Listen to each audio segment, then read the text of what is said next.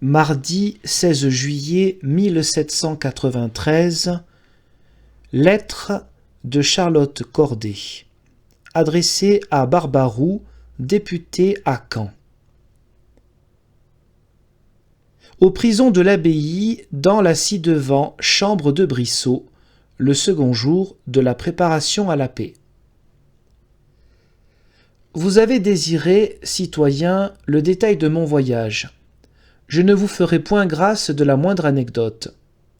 J'étais avec de bons montagnards, que j'ai laissé parler tout leur content, et leurs propos, aussi sots que leur personne, ne servirent qu'à m'endormir. Je ne me réveillai pour ainsi dire qu'à Paris.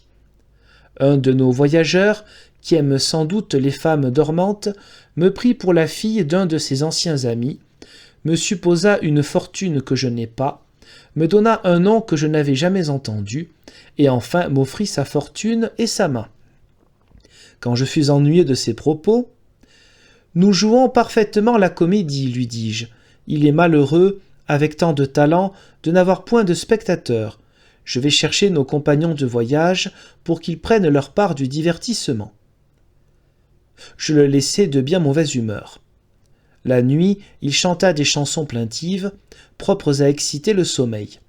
Je le quittai enfin à Paris, refusant de lui donner mon adresse, ni celle de mon père, à qui il voulait me demander. Il me quitta de bien mauvaise humeur. Le croiriez-vous, Fauché est en prison comme mon complice, lui qui ignorait mon existence. Mais on n'est guère content de n'avoir qu'une femme sans conséquence à offrir aux mânes de ce grand homme. Pardon, ô humain, ce mot déshonore votre espèce. C'était une bête féroce qui allait dévorer le reste de la France par le feu de la guerre civile. Maintenant, vive la paix. Grâce au ciel, il n'était pas français.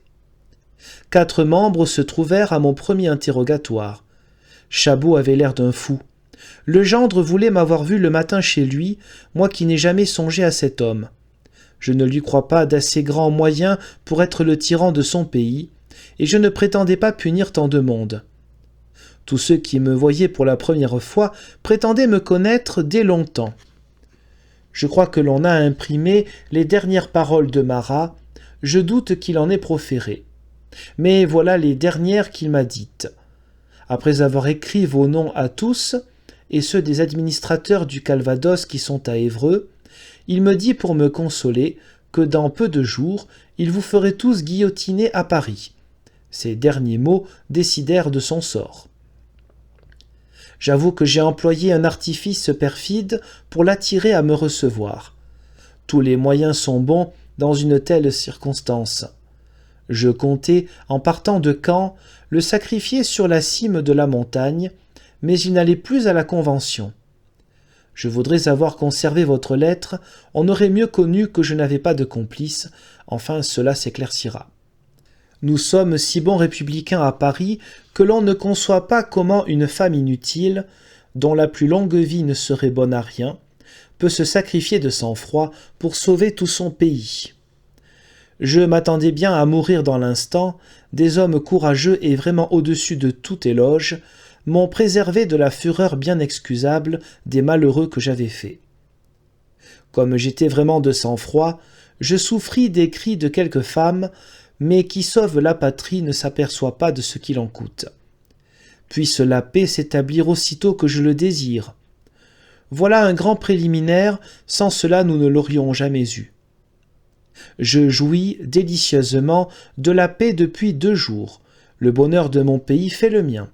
Il n'est point de dévouement dont on ne retire plus de jouissance qu'il n'en coûte à s'y décider. Je vous prie, citoyens, vous et vos collègues, de prendre la défense de mes parents et amis si on les inquiétait. Je ne dis rien à mes chers amis aristocrates, je conserve leurs souvenirs dans mon cœur. Je n'ai jamais haï qu'un seul être, et j'ai fait voir avec quelle violence, mais il en est 1000 que j'aime encore plus que je ne le haïssais. Une imagination vive, un cœur sensible, promettaient une vie bien orageuse. Je prie ceux qui me regretteraient de le considérer, et ils se réjouiront de me voir jouir du repos dans les Champs-Élysées avec Brutus et quelques anciens. Pour les modernes, Il est peu de vrais patriotes qui sachent mourir pour leur pays. Presque tout est égoïsme. Quel triste peuple pour former une république. Je suis on ne peut mieux dans ma prison. Les concierges sont les meilleurs gens possibles. On m'a donné des gendarmes pour me préserver de l'ennui. J'ai trouvé cela fort bien pour le jour et fort mal pour la nuit. Je me suis plainte de cette indécence. Le comité n'a pas jugé à propos d'y faire attention. Je crois que c'est de l'invention de Chabot. Il n'y a qu'un capucin qui puisse avoir ces idées. Je passe mon temps à écrire des chansons. L'on m'a transféré à la conciergerie, et ces messieurs du grand jury m'ont promis de vous envoyer ma lettre. Je continue donc. J'ai prêté un long interrogatoire, je vous prie de vous le procurer, s'il est rendu public. J'avais une adresse sur moi lors de mon arrestation, aux amis de la paix. Je ne puis vous l'envoyer, j'en demanderai la publication, je crois bien en vain. J'avais une idée hier au soir de faire hommage de mon portrait au département du Calvados, mais le comité de salut public, à qui je l'avais demandé, ne m'a point répondu. Et maintenant il est trop tard. Je vous prie, citoyen, de faire part de ma lettre au citoyen Bougon, procureur général syndic du département. Je ne la lui adresse pas pour plusieurs raisons. D'abord, je ne suis pas sûr que dans ce moment il soit à Évreux. Je crains de plus qu'étant naturellement sensible, il ne soit affligé de ma mort. Je le crois cependant assez bon citoyen pour se consoler dans l'espoir de la paix. Je sais combien il la désire, et j'espère qu'en la facilitant, j'ai rempli ses vœux. Si quelques amis demandaient communication de cette lettre, je vous prie de ne la refuser à personne. Il faut un défenseur, c'est la règle. J'ai pris le mien sur la montagne, c'est Gustave Doulcet. J'imagine qu'il refusera cet honneur, cela ne lui donnait cependant guère d'ouvrage. J'ai pensé demander Robespierre ou Chabot.